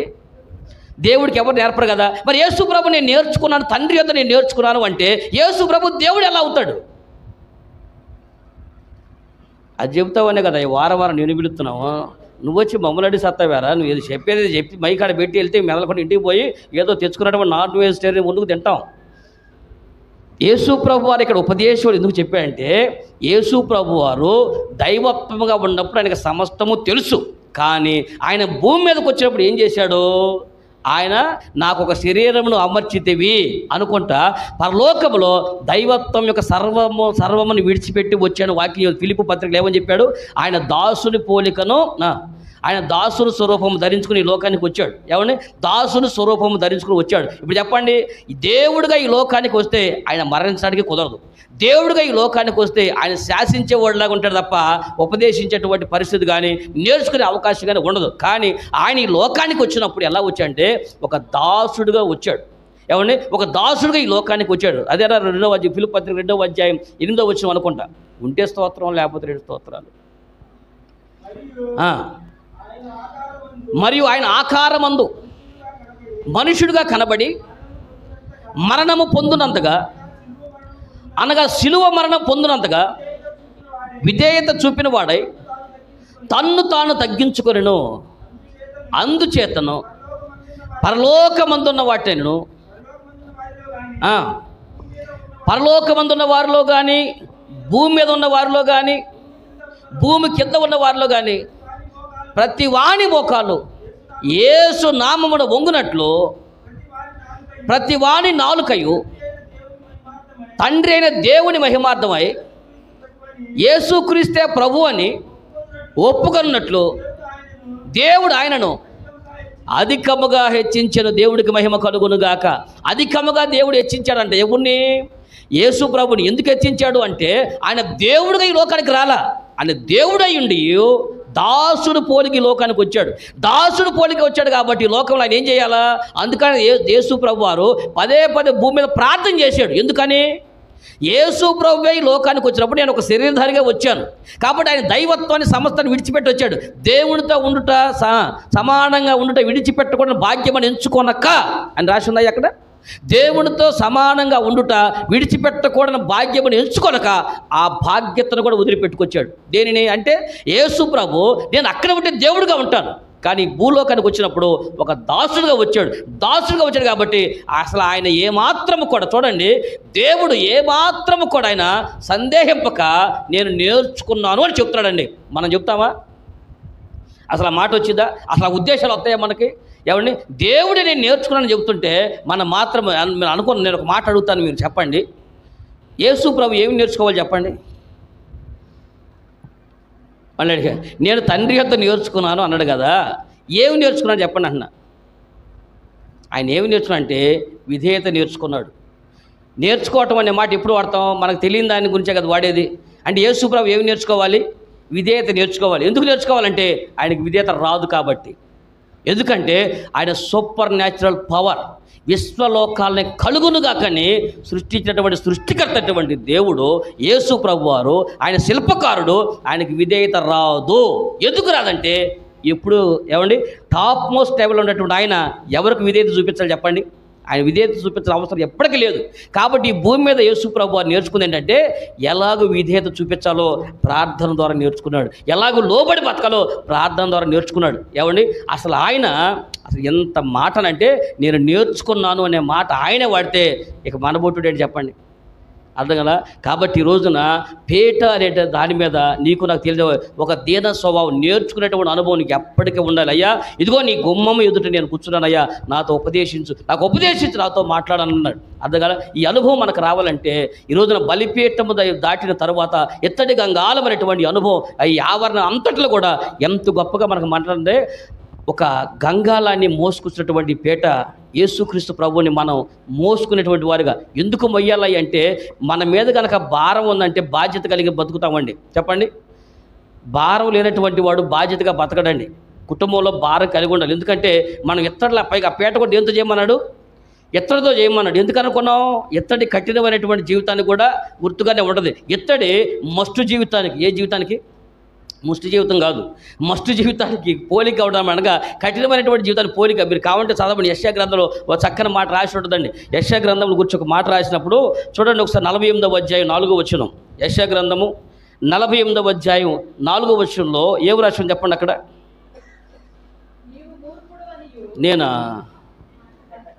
నేను మూర్ఖుడినా?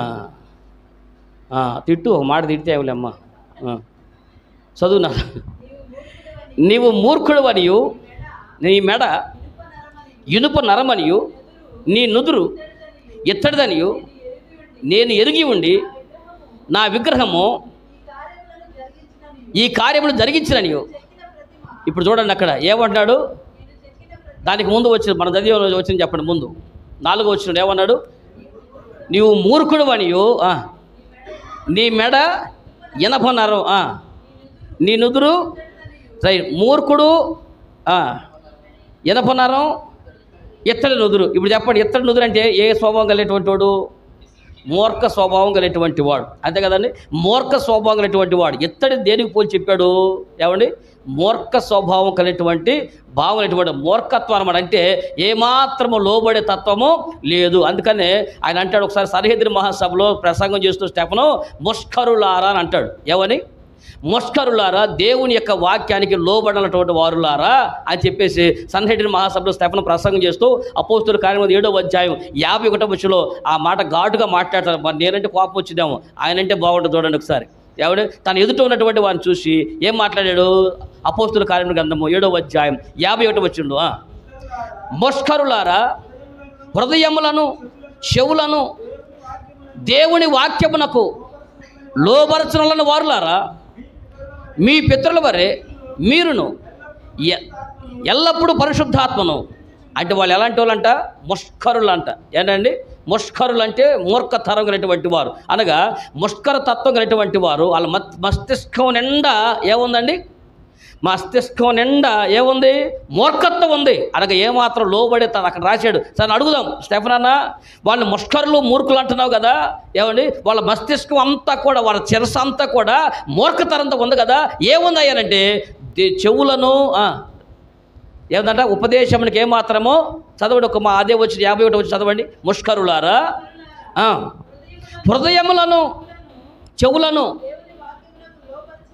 అంటే అర్థమేంటి చెప్పండి? హృదయములను చెవులను దేవుడి వాక్యములకు లోబరచలారులారా అని అన్నారు. అంటే వీళ్ళకి ఏమి లేదు అంటే చెవులతో వినాలన్న కోరిక, వాక్య వినాలన్న కోరిక లేదు. ఒకవేళ పొరపాటున దూసుకుని పోయినా ఇది లొంగేటువంటి అవకాశం మాత్రం, అంటే చెవులతో నేర్చుకోవాలన్నటువంటి ఉద్దేశం ఒకటి లేదనుకుంటే, ఒకవేళ ఏదన్నా లోపలికి పొరపాటున వెళ్ళా కూడా దాన్ని గ్రహించి పాటిద్దాని ఉద్దేశము హృదయానికి కూడా, అనగా చెవులు హృదయము లోబడినటువంటి వారిని మూర్ఖులు అంటారు. అలాంటి మూర్ఖులని ఎత్తడితో దేవుడు పోల్చాడు కదండి. ఇప్పుడు ఎత్తడి పెట్టడం మూర్ఖతరమైనటువంటి ఎత్తడి బతుకున్నటువంటి ఈ పీటల మీద యేసు ప్రభు ఎప్పుడైతే ఆ పీట మీద ఉన్నాడో ఆ పీటకు విలువ వచ్చేసింది. దేవుడి స్తోత్రం కలుగునుగాక. ఏమండి, ఆ పీటలాగా చేసి ఎత్తడిగా ఉంటే నువ్వు కఠినమేమో, ఎత్తడిగా ఉంటే నీ బ్రతుకు కఠినత్వేమో, ఎత్తడిగా ఉంటే నువ్వు మూర్ఖుడివేమో. కానీ నువ్వు పీటగా చేయబడితే నీకు ఉపదేశం దేవుడు చేస్తాడు. అనగా ఎప్పుడైతే నువ్వు దేవుని మొయ్యాలని ఇష్టపడతావో, నేను నేర్చుకోవాలి ప్రభు, నాకు నేర్పించాయా, నా కఠినత్వం పోనట్లుగా నాకు నేర్పించాయి అనేటువంటి ఒక మాటను వాడితే ఈరోజు ఆ పేట అనుభవం ఏం చెప్తుందంటే యేసు ప్రభుని గంగాలమైన మోస్తా ఉన్నటువంటిగా ఉంది. కాబట్టి దేవుడి ఎదురు ఉపదేశం నేర్చుకుని ఏమండి ఎంతమంది వచ్చినా ఆ పేటను చూడాల్సిందే. ఈ రోజున యేసు ప్రభునే మోస్తున్నటువంటి పీటని, ఈ లోకంలో ఉన్నటువంటి నువ్వు ఎంత పెద్ద కుర్చీనికి విలువ ఉంటుందో లేదు తెలియదు. కానీ అమ్మా, ఈరోజు యేసు ప్రభు కనుక ఆ పీట మీద కూర్చుని ఉంటే, యేసు ప్రభు కనుక ఆ పీట మీద ఉంటే ఎంత విలువ అండి చెప్పండి. ఎంత దీనత్వం. మనం పోయిన ప్రతి సంవత్సరం ధ్యానం చేస్తూ ఉంటాం. గాడిద కదా, గాడిదకి మామూలుగా వాల్యూ ఉండదు, ఎవరు పెద్దగా పట్టించుకోరు. కానీ యేసు ప్రభు కూర్చోగానే ప్రపంచం అంతా గాడిదల గురించే మాట్లాడుతూ ఉన్నారు. అర్థమైందా? మామూలుగా రవీంద్ర బాబుగా ఉంటే నన్ను ఎవడో పట్టించుకునేవాడు, నా ఇంట్లో పట్టించుకునేవాడు కాదు, నన్నదమ్ములు పట్టించుకున్నటువంటి వారు కాదు, కుటుంబాలు పట్టించుకున్నటువంటి వాళ్ళు కాదు, కానీ నా రక్త సంబంధికులు పట్టించుకునేవాడు కాదు. కానీ ఈ రవీంద్ర అటువంటి ఈ పీట మీద ఎప్పుడైతే యేసు ప్రభు వారు కూర్చున్నాడో, ఇప్పుడు చెప్పండి, అందరూ మాట్లాడుకోవడమేగా, ఏ విషయం మాట్లాడటమే కదా. మంచి అడుగులు అయితే మంచి అడుగులు మాట్లాడతారు. ఒకవేళ తప్పుడు అడుగులు వేసి అనుకోండి, చూసావా ఆడి దేవుడు ఆయన మీద కూర్చున్నా కానీ ఈ అడుగులు తప్పుడు అడుగులు వేస్తాడని చెప్పి మంచి మాట్లాడతారు, చెడు గురించి మాట్లాడతారు. కానీ నన్ను గురించి మాట్లాడే అవకాశం ఎప్పుడు వచ్చింది? పీటను మోసుకెళ్ళేటప్పుడు వచ్చింది. కాబట్టి పీట అనేది నీకు క్రీస్తు యేసుని కనుక నువ్వు ఎప్పుడైతే మోస్తావో నువ్వు బాధ్యత కలిగిన వాడుగా ఉంటావు, కుటుంబంలో బాధ్యత కలిగి వాడుగా ఉంటావు. పీట అనేది మనకు నేర్పేటువంటి పాఠం ఏంటంటే నేను దీన స్వభావం కలిగి ఉండాలి అనేది. రెండోది నేను నేర్చుకోవాలి అనేది. ఏంటది? నేను ఎప్పుడు కూడా నేర్చుకుని ఉండాలి. ఎక్కడి నుంచి? దేవుడి యొద్ద నుంచి. ఈ పీట ఎవరిని మోస్తుంది? గంగాలని మోస్తా ఉంది. అనగా మన యేసు యొద్ద నుంచి, ఆయన దగ్గర నుంచి మనం నేర్చుకునే వారిగా, ఆయన దగ్గర నుంచి మనం బోధించుకునే వారిగా ఉండాలి. మనం ఎప్పుడు కూడా జనాల మధ్యలో ఒకటే పాత నిబంధన గ్రంథంలో ఒక టాప్ మోస్ట్ ఒక లీడర్ గురించి మాట్లాడతాం. కొత్త నిబంధన గ్రంథంలో ఒక టాప్ మోస్ట్ లీడర్ గురించి వాళ్ళ గురించి ఒక మాట, ఆయన గురించి ఒక మాట చెబుతా. పాత నిబంధనలో టాప్ మోస్ట్ ఒక వ్యక్తిగా ఉన్నటువంటి ఒక ఆయన గురించి మీకు మాట్లాడుతున్నాను. కొత్త నిబంధనలో టాప్ మోస్ట్గా ఉన్నటువంటి వ్యక్తి గురించి మాట చెప్తాను. ఈ ఇద్దరు కూడా ఎలాంటి పీటలుగా దేవుడి సన్నిధిలో ఉన్నారో మీకు తెలియాలంటే, నెంబర్ 1 ఆదికాండము 18వ అధ్యాయం. ఆదికాండము 18వ అధ్యాయం 27 వచ్చి మీరు చదవండి ఒకసారి. ఈ పీటను ఎలాగున ఉన్నదో, ఆ పీట స్వభావం ఎలా ఉంటుందో, దేవుని మోసేటువంటి వారు ఎలా ఉంటారో, వాక్యమును మోసేవాళ్ళు ఎలా ఉంటారో, యేసును మోసుకెళ్ళేటువంటి వాడు ఎలాగుంటాడో మీరు చదవండి ఒకసారి. అందుకు అబ్రహాము, ఇదిగో ధూళియు బూడిదనైనా నేను ప్రభుతో మాట్లాడా తలలో పైకి ఎత్తుకున్నాడు. ఎలాంటి వాడు అంటండి? ఎక్కడ అబ్రహాం ఏమంటున్నాడు? నేనెవరిని? విశ్వాసులకే తండ్రిని. ప్రభువా నేనెవరినో తెలుసా? నువ్వు కేకేగానే మొత్తం ఆస్తిపాస్తులు వదులుకొని వచ్చా, నువ్వు పిలవగానే తండ్రి ఇంటిని వదులుకొని వచ్చా, నువ్వు పిలవగానే అయిన వాళ్ళని వదులుకొని వచ్చా. ఎవరనుకో నేను ఓ అమ్మాయి, నేనెవరో తెలుసా? అబ్రహాం అన్నాడండి. అసలు మనల్ని అడిగితే, మన పేరు అడిగితే రవీంద్రబాబు, తెనాలి రవీంద్రబాబు, కింద MA PhD MPhil IPhil SPhil TPhil LPhil RePhil. అసలు మన తోకల మొత్తం శివరాకర దాకుంటే మామూలు కొడదు కదా. దేవుడు ముందొకటి వెనకొకటి కనుక తొలగించామనుకోండి, పొరపాటున మన పేరు కనుక పాంప్లెట్లు వేసేటప్పుడు కనుక మనకు స్వస్థత వరం కలిగిందని అయిపోయావో నువ్వు చచ్చేవే. నేను ఎవరిని తెలుసా? యాకోబో మన గురించి బాబురావు చెప్పు. మరి ఏనుకుంటున్నావో? ఇగో ఏసోబో మన గురించి చెప్పు. ఏది స్వస్థత వరంగా దైవజనుడు వేయలేదా? ఆయన టైటే పడిపోతారు. ఆ పేపర్ తీసేయి, అయ్యా 1000 వెయ్యి. ఆయన రావాలా వద్దా? రావాలండి. చివరికి పేపర్ డిజైన్ కూడా స్పీకర్లు చేసుకునే దౌర్భాగ్య స్థితి దిగజారిపోయింది. పేపర్ డిజైన్లు నువ్వు వాక్యం చెప్తే నువ్వు పిలిస్తే వచ్చి వాక్యం చెప్పి వెళ్ళిపోవాలి. ఇది మనకు రావాల్సింది. కానీ అక్కడ ఏం పేపర్ వేస్తున్నావు? ఏం పాంప్లెట్లు వేస్తున్నావు? కనీసం పబ్లిసిటీ మొత్తం ఫుల్గా చేస్తున్నావా? కలర్ఫుల్ పాంప్లెట్లు వేస్తున్నావా? మన మొఖం తాడుకెళ్తా, నా పక్కన నేను పెద్దగా చేసావు, నన్ను చిన్నగా చేసేవేంటి, నా బొమ్మ సైజు ఇది కొలత తీసుకుని కూర్చుంటాడేమో. స్కేల్ తీసుకుని పాంప్లెట్ రాగానే రవీంద్ర కూడా బొమ్మ ఎంత వేసాడు, నా బొమ్మ ఎంత వేసాడు, ఈడి బొమ్మ ఎంత వేసాడు, ఇలా కొలత కొలుచుకుని నా సైజు ఎంత తక్కువ వేసావు, ఎట్ట కనపడుతున్నాను అంతే. మీకు తెలీదా? విన్నారు ఎప్పుడన్నా? సేవకుడు ఫోటో పెద్దగా వేయలేదని, ఆయన కంటే తక్కువ సేవకుడు ఫోటో పెద్దగా వేసాడని అలిగిలిపోయాడు. ఇంక రాలేదు దానికి. ఇక ఏమి నేర్చుకుంటున్నాము? అసలు మనకు స్వభావం ఎలా ఉంది, ఎక్కడి దాకా పోతున్నాము, ఎటు వెళ్ళిపోతున్నాం, ఎటు తిరుగుతూ ఉన్నాము ఏమండి? మనకు మన పేర్లు అసలు మన ఫోటో వేస్తే అంత వేయిపోతే అంత అద్భుతమైన సాక్షి జీవితాన్ని మీరు వినండి. మనం గడిచినటువంటి దినాల్లో ఇక్కడ మన వాక్యం చెప్పే ఒక అద్భుతమైన వాక్యం చెప్పే గుర్తుందా? ఎక్కడైనా మందిరాల్లో కానీ సభల్లో కానీ బాగా వాక్యం చెప్పేవాడు పాంప్లెట్లో పేరు వేస్తారు, వాళ్ళకి సన్మానం చేస్తారు. బాగా వాక్యం చెప్పాడు అయ్యగారు కేక కేక కేక కేక అనుకుంటా. ఏమండి? పరిచయం బాగా కానుకిచ్చినటువంటి ఆయన మంచి కానుకిచ్చాడు మన సంఘానికి, లక్షల రూపాయలు ఈ గుడి కట్టడానికి కారణం అయ్యాడు అని వాళ్ళకి సన్మానం చేసేవాళ్ళని చూస్తాం. కానీ మనం ఏం చెప్పాము? చర్చి ఊడ్చినోడి పేరు కూడా నా పోస్టర్లు వేస్తున్నాడా? చర్చిని బాగు చేసేటువంటి వాడు, చర్చిలు కడిగేవాడు, కుర్చీలు మోసినటువంటి వాడి పేర్లు ఎక్కడైనా మీరు పాంప్లెట్లు వేసి ఎక్కడ పోస్టర్లు వేస్తున్నారా అని మనం వాక్యం చెప్పాము. గుర్తుందా మీకండి? అద్భుతమైన విషయం ఏంటంటే గడిచినటువంటి దినం ముందు అనగా మన ఆగస్టు 15వ తారీఖున నేను బాపట్ల వెళ్ళానండి. అక్కడ తమ్ముడు ఇమాన్యుయల్ అంటే ఒక పాస్టర్ గారు, అక్కడ అతని సేవ మొదటి జీవితంలో సభ పెట్టాడు. ఆ సభలో ఆయనకు ఉన్నటువంటి సంఘము 3. అప్పుడు నేను వాకింగ్ చెప్పడానికి వెళ్ళాను. అన్న సభ నేను ఇప్పుడే కొత్తగా స్టార్ట్ చేశాను అన్నాడు. జనాలతో పని లేదు, నేను చేస్తాను అన్నాడు. అయినా వచ్చి నేను వాకింగ్ చెప్పేశాను. వాకింగ్ చెప్పిన తర్వాత నేను ఆయనకి వెళ్తాను అన్నాను. అయినా నేను కానుక నేను ఇచ్చుకోలేను, అయినా నేను ఇవ్వగలుగుతాను కొద్దిగా ఇస్తానంటే నేను అన్నాను నేను కానుక తీసుకోనయ్యా, నా కానుక అవసరం లేదు, నువ్వు ఉంచేసేయి. కానీ ఒకరోజు నేను ఇప్పుడు చెప్పేళ్తున్నాను, ఒకరోజు నువ్వు ఒక దేవుడు ఇక్కడ నేను దీవిస్తాడు, ఒకరోజు మంచి సంఘాన్ని ఇక్కడ కడతావు, అభివృద్ధి పొందుతావు. ఆ రోజు మరలా నేను వస్తాను, అప్పుడు నువ్వు ఇవ్వాలనుకుంటే ఇద్దు, కానీ ఇప్పుడు వద్దులేదని చెప్పి వదిలేసి వచ్చానండి. ఆ విషయం నేను నిన్న ఆగస్టు 15 రాత్రి వెళ్తే ఆయన మాట గుర్తు చేశాడు. అందుకు ఆ మాట ఏం చెప్పానంటే ఆయన సంఘం ఈ రోజున సుమారుగా 80 మందికి పైనతో తగ్గ దేవుడు సంఘాన్ని కట్టాడు బాపట్లో. దేవుడి స్తోత్రం కలుగును గాక. అలాంటి విషయం ఇంకొక విషయం అద్భుతం మాట చెప్తానండి. ఆయన ఎవరికి సన్మానం చేశాడు తెలుసా? ఆయన ఎవరు సన్మానం చేసి తెలుసా?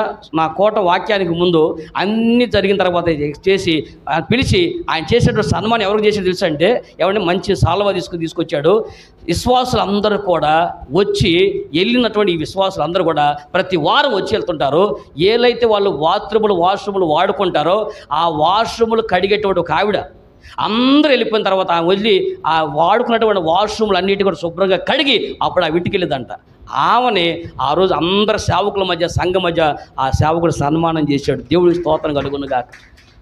విన్నారు ఎప్పుడన్నా? వాష్రూములు చేసేటువంటి వారిని బాత్రూమ్ కలిగి ఆమెని విలువగా నుంచోబెట్టి సన్మానం చేశారు. ప్రభా వాక్యం పనిచేసింది, దేవుడి స్తోత్రం అనుకున్నాం. అర్థమైంది మీకేంటో? పెద్దటువంటి వాళ్ళ పేర్లు కాదండి మనం ఈరోజు ఇవ్వాలి అలా కూడా, కానీ అది కూడా పరిచర్యే, అది కూడా సేవే. ఎవరు చేస్తారు చెప్పండి? ఆ పని చేయాలంటే ఎంత మనసు ఉండాలండి, ఆ పని చేయాలంటే ఎంత మనసు కలిగి ఉండాలి, ఎంత దీనత్వం ఉండాలి. పైగా ఆవిడేమో ఏమి చదువు లేని ఆవిడ కాదు, ఆమె కూడా ఒక రాయులుగా ఉంది, మంచిగా ఉంది, మంచి స్థితిమంతురాలు, కష్టపడి పనిచేసుకుని కుటుంబాన్ని పోషించుకుంటుంది, కుటుంబం అద్భుత స్థితిలో ఉంది. అయినా సరే నా పరిచయం ఒకటి, ఇక్కడ అశుభ్రంగా ఉండకూడదు. దేవుని యొక్క విశ్వాస సేవకులు అందరూ అనేక మంది ఆ వాష్రూమ్ వాడుకున్నారు. ఆ వాష్రూమ్ను పరిశుభ్రపరిచేటువంటి ఆ మనసు అండి యాడ నుంచి వచ్చిందండి ఇది? ఏమండి? ఈ రోజున అబ్రహాం మనమే ఈత చిన్న విషయంలో పెద్ద గొప్పలు పోతా ఉంటే అబ్రహాము లాంటి ఒక వ్యక్తి అంటే అయ్యా నేను దుమ్ము వంటి వాడిని, నేను ధూళి వంటి వాడిని అని ఏమన్నాడండి? నేను దుమ్ము వంటి వాడిని, ధూళి వాడిని. దేవుడు ఏమన్నాడు అబ్రహాముని? ఒరే దుమ్మా, ఒరే ధూళే అన్నాడండి. విశ్వాసులకే తండ్రి అని చెప్పాడు. దేవుడి స్తోత్రం కలుగును గాక. ఏమండి? విశ్వాసులుగా తండ్రి అని చెప్పాడండి. ఎవరి పేరైనా చెప్పేటప్పుడు ఇతడు అబ్రహాము కుమారుడి, ఇతను అబ్రహాము కుమార్తె. కొత్త నిబంధనలో ఏమండి విశ్వాసులు అనేటువంటి అందరిని ఎవరితో పోల్చుకుంటూ వచ్చాడు? ఎవడు జక్కని చూశాడు, ఇతడు అబ్రహాము కుమారుడు అన్నాడు. నడువంగిపోయి స్త్రీని పట్టు అన్నాడు, ఏమే నువ్వు అబ్రహాము కుమార్తె అన్నాడు. అంటే అందరినీ ఎవరితో పోల్చుకొచ్చాడు? ఆయనేమో నేను దుమ్ము వంటి వాడిని, ధూళి వంటి వాడిని ఆయనంటే, దేవుడు విశ్వాసులకే నువ్వు తండ్రి అని చెప్పాడు. దేవుడి స్తోత్రం కలుగును గాక. అర్థం. అలాగనే కొత్త నిబంధనలు మరొక భక్తుడి పేరు చెప్తాను, ఆ పేరు చెప్పి ముగించుకోవడానికి ప్రయత్నం చేద్దాం. సరే అండి, ఈ దెబ్బతో దీనత్వం వచ్చిందని అనుకుంటున్నా. వస్తే స్తోత్రం, రాకపోతే 2 స్తోత్రాలు. సరేనా? కొత్త నిబంధన గ్రంథంలో కూడా అంటే పరాకాష్ఠగా ఉన్నటువంటి ఒక వ్యక్తి పరిశుద్ధ గ్రంథం మీరు చూడండి ఒకసారి. అపోస్తలుల కార్యముల గ్రంథము 22వ అధ్యాయం 3వ వచనం మీరు చూడండి. ఏం రాసిందో నాకు చెప్పండి. అపోస్తలుల కార్యముల గ్రంథం 22వ అధ్యాయం 3వ వచనం. నేను కిలికియాలోని తార్సులో పుట్టిన యూదుడను. అయితే ఈ పట్టణంలో గమనీయులు పాదముల యొద్ద రైట్. చూడండి ఒకసారి, ఎక్కడ పెరిగాడంటే ఎవరు ఈయన? ఇతని గురించి మాట్లాడి మనం చాలాసార్లు ఇతని సందర్భాన్ని ప్రస్తావన చేశాం. ఎవరిని? ఫిలిప్పీ పత్రిక 3వ అధ్యాయంలో ఆయన చెప్తా ఉంటాడు, నేను ఎవరినో తెలుసా? ధర్మశాస్త్ర నిష్ఠయందు అనింజుడునై ఉన్నానన్నాడు. అనగా నిందలేనటువంటి వాడిగా ఉన్నాడు. సంఘ విషయంలో ఆసక్తి కలిగినటువంటి వాడై ఉన్నాడు. పితృ పరంపర ఆచార విషయంలో అత్యాసక్తి కలిగినటువంటి వాడిగా పెరిగినటువంటి నేను నాది అనేటువంటి ఈయన ఒక మాట మాట్లాడి ఇతని జీవితంలో చక్కని ఒక స్టేట్మెంట్ ఏమి తెలుసా? గమనీయులు పాదాల యొద్ద పెరిగిన వాడు అని అన్నాడండి. ఎక్కడ పెరిగాడంట? గమనీయులు పాదాల దగ్గర పెరిగాడంట. ఎక్కడ? ఎవరన్నా నేను గమనీయుల దగ్గర నేర్చుకున్నానని చెప్పొచ్చు. నేను గమనీయులు ఒక పాస్టర్ గారు ఉన్నారండి, ఆ పాస్టర్ గారి దగ్గర నేను వాక్యం నేర్చుకున్నానండి అని చెప్పాలి. కానీ ఏమని చెప్తున్నాడు? పాదాల దగ్గర నేర్చుకున్నాడంటే. ఎక్కడ నేర్చుకున్నాడు? అందుకనే పాదాల యొద్ద నేర్చుకున్నటువంటి వాడు. అనగా దేవుడేమో మంచి చైర్ మీద కూర్చుంటే, దేవుడేమో మంచి బల్ల మీద కూర్చుంటే, దేవుడేమో మంచి కొండ మీద ఉన్నతమైన స్థానంలో దేవుడు కూర్చుని ఉంటే, ఆయన పాదాల దగ్గర పేటేసుకుని కూర్చున్నటువంటి అనుభవము నేర్చుకునేటువంటి అనుభవం అండి. అడగల గమనీయులు లాంటి గొప్ప సేవకుడి దగ్గర నేను ఆయన పాదాల దగ్గర కూర్చున్నాను అయ్యాను. అందుకని యేసుప్రభు అంటారు, యేసుప్రభు పాదాల దగ్గర కూర్చుంది ఒక ఆవిడ. అసలు ఆవిడ పేరు చెప్పగానే ఆయన పాదాల దగ్గర పడిపోతూ ఉంటుంది. మీకు అర్థమైందా? దేవుని చిత్రం చెప్తాను ఈసారి. కానీ 3 సందర్భాల్లో యేసుప్రభు కాపాడగానే కాళ్ళ మీద పడిపోతుంది. ఎవరు చెప్పండి? యేసుప్రభు ఆమె సన్నివేశం కనపడి సార్ అల్లా ఏమంటే 3 సందర్భాల్లో యేసుప్రభు కనపడటం, ఆమె కనపడటం, పాదాల మీద పడిపోవటం. గుర్తుందా? లేదా లాజర్ గారి సిస్టర్ మరియమ్మ గారు, అసలు ఆమె మామూలుగా ఇంటికి పిలవగానే వెళ్ళి పాదాల దగ్గర కూర్చుందంట. అలాగే లాజర్ గారు చచ్చిపోయినప్పుడు వస్తూ ఉంటే రాట అయ్యా అనుకుంటే పాదాల మీద పడిపోయింది. మార్తం అయితే మాది వెళ్ళిపోయి వండి పెట్టవే, తింటాడు వండి పెట్టు, మేము ఉంటే అంతా పోతే అంత నీకేంటి ఏమండి ఆ టైంలో మాట. కానీ ఏమి మాత్రము పాదాల మీద పడిపోవటం, యేసు ప్రభువుకి రాగానే పాదాల మీద పడిపోవటం అనేటువంటిది ఆ సందర్భం ఆమెకు ఉంటుందండి. అనగా ఈ రోజున పేట అనేటువంటి అనుభవం ఏం చేస్తుందంటే ఒక దీన స్వభావం నేర్పిస్తూ ఉంది, ఒక భరించేటువంటి స్వభావం నేర్పిస్తూ ఉంది, ఒకటి మోసే స్వభావం నేర్స్తుంది. దేవుడు యేసు ప్రభువును మోసేటువంటి వారిగా, ఒక దీన స్వభావం కలిగేటువంటి వారిగా, ఇంకోటి ఉపదేశం నేర్చుకునే వారిగా ఈ పేట అనేది ఎంచుకుంటే ఎప్పుడు కూడా మందిరముకు ఎదురుగా ఉంది, పరిశుద్ధ స్థలములకు ఎదురుగా ఉంది. పరిశుద్ధ స్థలంతో వచ్చేటువంటి ప్రతి విషయాన్ని నేను నేర్చుకునే ఒక అనుభవాన్ని సూచిస్తూ ఉంది. అంతేకాదు తనకి ఏ పరిచర్య లేదు, ఇక ఈ పేటకి ఏ పరిచర్య లేదు. గంగాలాన్ని మోసుకుంటూ కూర్చుంటుంది అంతే. ఏమండి? ఎత్తడి గంగాలను మోస్తా కూర్చుంటుంది. అనగా యేసు ప్రభుని నువ్వు మోసుకుంటూ కూర్చో అంతే. నువ్వు యేసు ప్రభుని మొయ్యి, నువ్వు యేసు ప్రభుని భరించు. ఆ తర్వాత ఏం చెయ్యాలో నీలో ఉన్నటువంటి ఆ యేసు ప్రభుని లో ఉన్నటువంటి వాక్యాన్ని ఎవరెవరు ఎలాగో తీసుకోవాలో అలాగే తీసుకుని ఉంటారు. అర్థమవునా? కానీ ఈ రోజున మనందరం కూడా ఈ పీట గురించి మాత్రం ఒకటి తెలుసుకోండి. దేవుడి సన్నిధిలో ఎత్తడి గంగాలని మోయటానికి కఠినమైనటువంటి ఎత్తడితో ఎందుకు చేశానంటే, యేసు ప్రభుని నువ్వు కనుక మోస్తే నీలో కఠినత్వం అంతా పోద్ది, నీలో మూర్ఖత్వం అంతా పోద్ది. అందుగల యేసు ప్రభుని ఎందుకు సమాజాన్ని పరిచయం చేయాలంటే, కఠినమైన హృదయాలు మార్చాలంటే యేసు వాక్యముతో తప్ప వాళ్ళు నలగొట్టబడలేరు. నువ్వు యేసు ప్రభుని మోసావంటే నీలో కఠినత్వం పోతుంది, మూర్ఖత్వం పోద్ది. ఆల్రెడీ మెడనరం వచ్చినటువంటి ఆ తత్వము అంతా పోయి ఉపదేశం నేర్చుకునే తత్వం వస్తుంది. ఏమని? ఎత్తడి లాంటి కఠినమైనటువంటి దానికి సాదృశ్యం ఉన్నటువంటిది.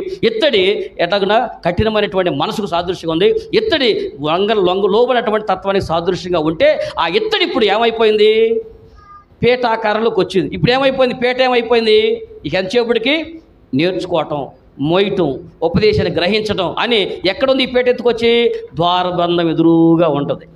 ప్రత్యక్ష గుడారాన్ని నేను ప్రత్యక్షంగా చూశాను ఆల్రెడీ. అదే ప్రత్యక్ష గుడారాన్ని ఇజ్రాయెల్ దేశం వెళ్ళినప్పుడు వాళ్ళ నమూనా వేసినప్పుడు దాన్ని ఎదురుగా చూస్తూ ఉన్నాను. ఆ బలిపీఠంను ఈ పీటను ఇవన్నీ దాటుకుండానే మనం లోపలికి వెళ్తూ ఉన్నాం. ఆ పీట ఎదురుగా పెట్టాడు. సామెతల గ్రంథం మనం చెప్పినట్టుగా నా ద్వారబంధం ఎదురుగా నీవు కూర్చుని నా ఉపదేశం నువ్వు నేర్చుకో. ద్వారం ఎదురుగా నీవు కూర్చుంటే దేవుడు వాక్యాన్ని నీకు బోధిస్తాడు. అనగా ద్వారబంధం ఎదురుగా లోపల నుంచి వచ్చే ఉపదేశం అంతటిని కూడా స్వీకరించేటువంటి మనసు మనం కలిగి ఉండాలని సంగతి నేర్పుతున్నటువంటి ఈ పీటలాగా మనము దీన స్వభావాన్ని కలిగి ఉందాము, దేవుని మోసుకెళ్ళేటువంటి వారుగా ఉందాము, అలాగే బాధ్యత కలిగినటువంటి వారు ఉందాము, భారాన్ని మోసే వారు ఉందాము. ఈ లోకములు అగ్రపీఠాలు అధిరోహించకుండా కుటుంబంలోనైనా నా పెత్తనమే చెల్లాలి, నా మాట చెల్లాలి అని ఎచ్చులు పోయి రుచులో పడుకోకుండా మనందరం కూడా ఎంతగా దీనత్వంగా ఉంటే భార్య, భర్త, కుటుంబం, బిడ్డలు నువ్వు ఏ స్థానం ఉండొచ్చు, ఒకవేళ నీకు బాగా ఎక్కువ చదువులు ఉండొచ్చు, నువ్వు ఎక్కువ స్థితిలో ఉండొచ్చు, నీ చదువు ఉండా, నీ స్థితి ఉండా, ఒక నీకు ఉద్యోగ వ్యాపారం నువ్వు అధిక స్థానంలో ఉన్నా సరే యేసు ప్రభు కూడా అధికంగా ఇవ్వడం కాదుగా. అర్థమైందా? ఇప్పుడు మనకి ఏ స్థితిలో ఉండా యేసు ప్రభు కంటే ఎక్కువ స్థితిలో మనం ఎవడు లేవుగా. కాబట్టి ఆయనే అలాగున నేర్చుకుని ఉపదేశిస్తే మరి నీవు నేను ఎలాగుండాలా? శరీరమైనటువంటి ఆయన దేవుడి యొద్ద నుండి నేర్చుకుని మనకు ఉపచారం చేశాడు, మనకు పరిచర్యలు చేశాడు, మనకు నేర్పించాడు. నేను ఏది నేర్చుకున్నానో అది మీకు తండ్రి యొద్ద నుంచి నేను నేర్చుకున్నాను మీకు బోధిస్తున్నానని చెప్పాడు. కాబట్టి ఈ పీఠ అనుభవంలోకి మనందరం వచ్చి వినుటకు, మనమందరం కూడా మాట్లాడేటువంటి దానికి తక్కువగా ఉండి వినుటకు వేగిరి పడేవారిగా, నేర్చుకోవడానికి వేగిరి పడేవారిగా, గ్రహించే వారికి వేగురు పడేవారిగా, లోబడటానికి వేగురు పడేవారిగా నువ్వు కనుక ఉండగలిగితే రాబోయే దానిలో ఎక్కడైతే నువ్వు తగ్గించుకున్నావో అక్కడే నేను ఇచ్చేస్తాడు. యేసు ప్రభు వారు అంతగా తగ్గించుకున్నాడు. ఈ రోజున ఆకాశమందైనను భూమి మీదైనను భూమి కింద ఉన్నను ప్రతి నామము ప్రతి మోకాళ్ళు యేసు నామంలో వంగునట్లుగా దేవుడు ఆయన్ని అన్నిటికంటే ఉన్నతంగా హెచ్చించాడు. దేవుడి స్తోత్రం కలుగునుగాక. కాబట్టి ఈ పీటగా కనుక నువ్వు ఉండగలిగితే రాబోయే దినాల్లో అగ్రపీట మీద తీసుకెళ్లి దేవుడు నిన్ను కూర్చోబెట్టబోతున్నాడు. అదవునా? ప్రత్యక్ష గుడారం బయట ఆవరణలో ఒక పీటగా నువ్వు బ్రతుకు, ఒక దీన స్వభావంగా నువ్వు బ్రతుకు. రాబోయే దినాల్లో మహిమలోనికి నేను దేవుడిని తీసుకుని వెళ్ళి ప్రత్యక్ష గుడారము అతి పరిశుద్ధ స్థలములో నిన్ను ఉన్నతమైన స్థానంలో దేవుడు పెట్టబోతున్నాడు. అలా పెట్టాలంటే నువ్వు మందిరం బయటే నేర్చుకోవాలి. ఆ మందిరం నాకు వెలుపులే ఇది ఆవరణంలోనే నువ్వు మంచి సాక్షిగా నేర్చుకుని ఉపదేశాన్ని పొందినటువంటి వారిగా ఉండి మనం ఎప్పటికప్పుడు నేర్చుకునేటువంటి స్వభావం కలిగి ఉంటే మీకు బోధించే నేను నేర్చుకొని ఏం బోధించలేను. కాబట్టి నేను కూడా దేవుని పాద సన్నిధానంతో నేను నేర్చుకునేటువంటి అంశాన్ని, దేవుడి దగ్గర నుంచి నేను గ్రహించినటువంటి అంశాలని నేను మీకు బోధిస్తున్నాను. కాబట్టి మీరు కూడా వాక్యమును నేర్చుకుంటూ ఆ వాక్యం ఇతరులకు ప్రకటించేటువంటి ఉండండి. అలాంటి దీన స్వభావం కలిగి ఉండి నిత్యము ఇత్తడి గంగాలను మోయండి. అనేక మంది ఎదుట గొప్ప సాక్షిగా ఉండండి. దేవుడి మాటలు దీవించునుగాక.